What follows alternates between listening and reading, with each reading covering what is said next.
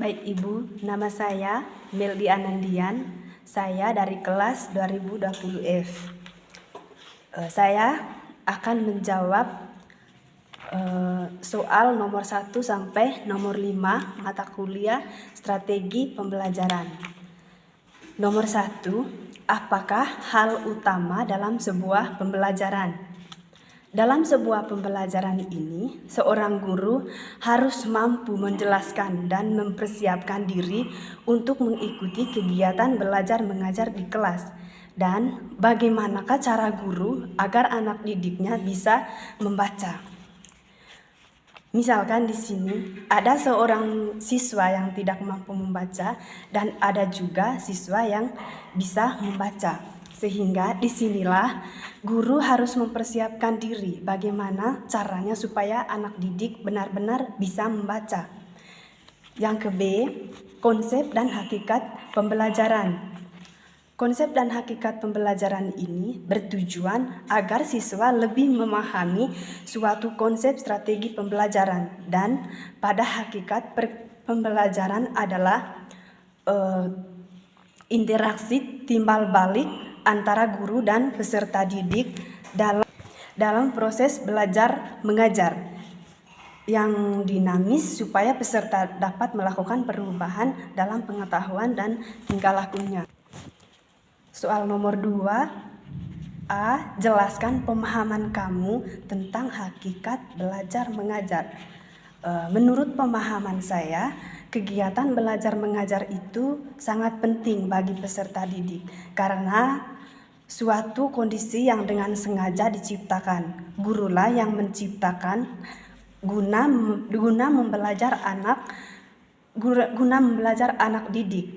Guru yang mengajar dan anak didik yang belajar. Perpaduan dari kedua unsur manusiawi, lahirlah interaksi edukatif dengan memanfaatkan bahan sebagai mediumnya dan semua komponen pengajaran diperankan secara optimal guna mencapai tujuan pengajaran dilaksanakan.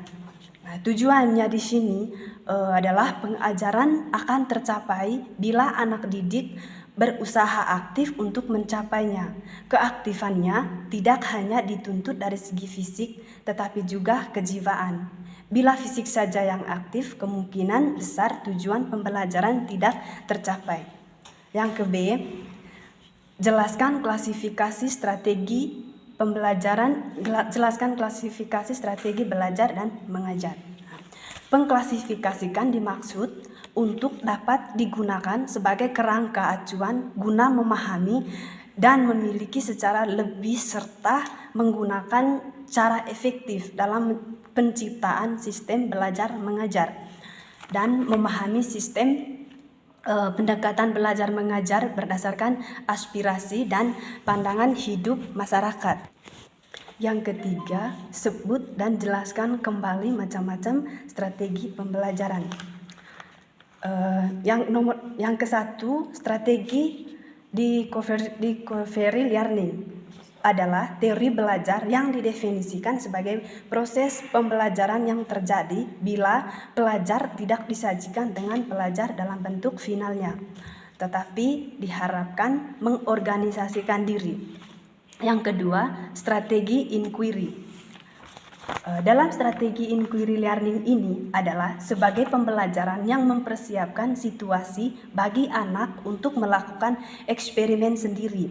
Dalam artinya di sini luas, ingin melihat apa yang terjadi, ingin melakukan sesuatu, ingin menggunakan simbol-simbol dan mencari jawaban atas pertanyaan sendiri atau menghubungkan pertemuan yang satu dengan pertemuan yang lain, membandingkan apa yang ditemukan dengan apa yang ditemukan.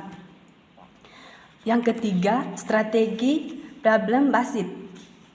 Strategi problem based learning ini adalah metode pengajaran yang bercirikan adanya permasalahan nyata sebagai konteks untuk para peserta didik belajar berpikir kritis dan keterampilan memecahkan masalah dan memperoleh pengetahuan. Yang keempat, strategi project based. Strategi project based learning ini adalah pembelajaran yang menggunakan proyek atau kegiatan sebagai media. Yang kelima, strategi scientific learning adalah proses pembelajaran yang dirancang sedemikian rupa agar peserta didik secara aktif mengonstruk konsep atau prinsip melalui tahapan-tahapan mengamati atau untuk mengidentifikasikan atau menemukan masalah. Nomor 4, jelaskan 3 perbedaan pendekatan. 1. Inquiry Discovery Approach.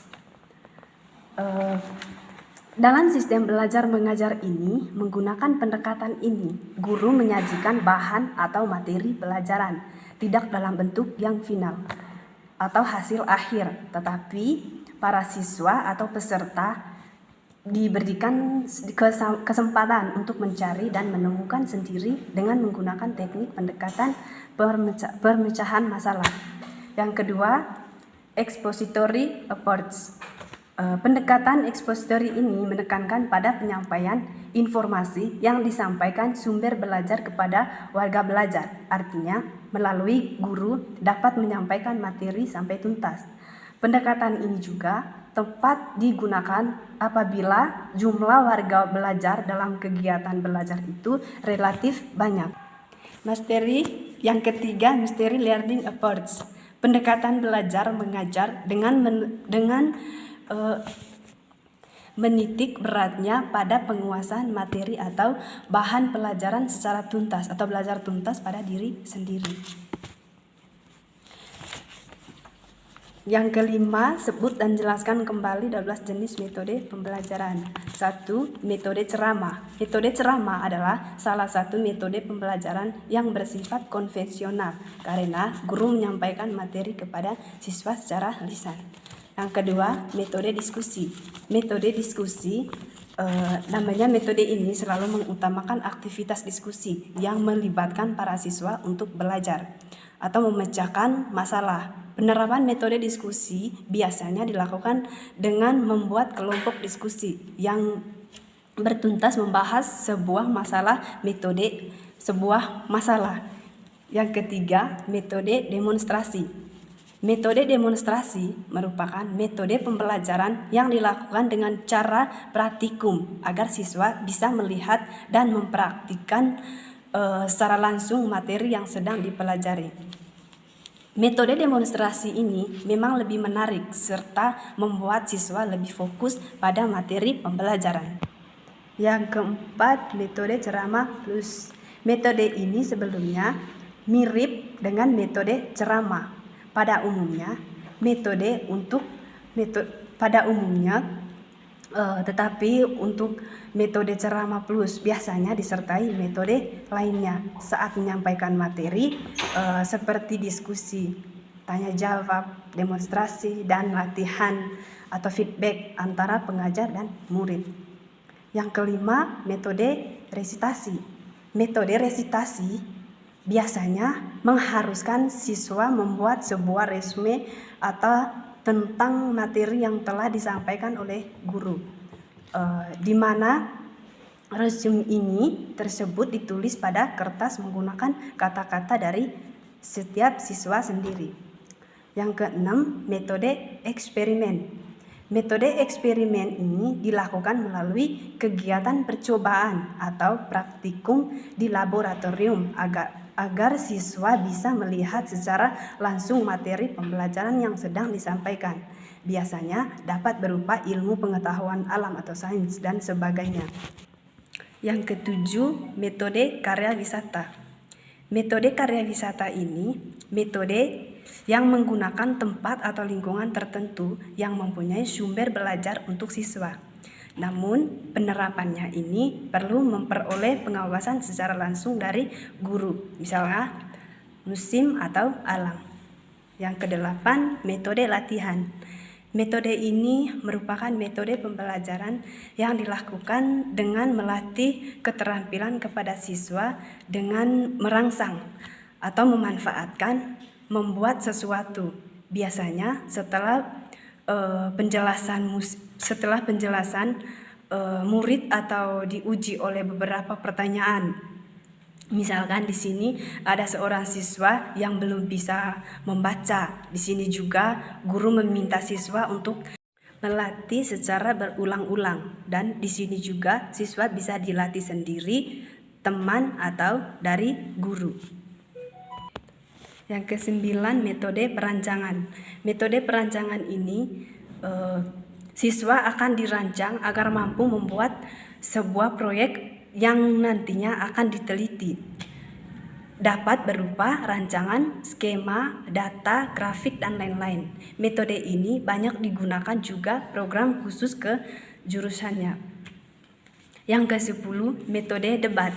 Metode ini mengajak siswa untuk saling berada argumentasi secara perorangan akan kelompok, tetapi dapat tersebut dilakukan secara formal dan memiliki atau tertentu untuk membahan dan memakaikan penyelesaian masalah. Yang ke-11, metode mapping. Metode pembelajaran ini merupakan cara berpikir secara runtut pada sebuah permasalahan. Bagaimana terjadinya suatu penyelesaian, atau melalui metode ini siswa bisa meningkatkan daya analisis serta berpikir kritis agar memahami masalah sejak awal sampai akhir.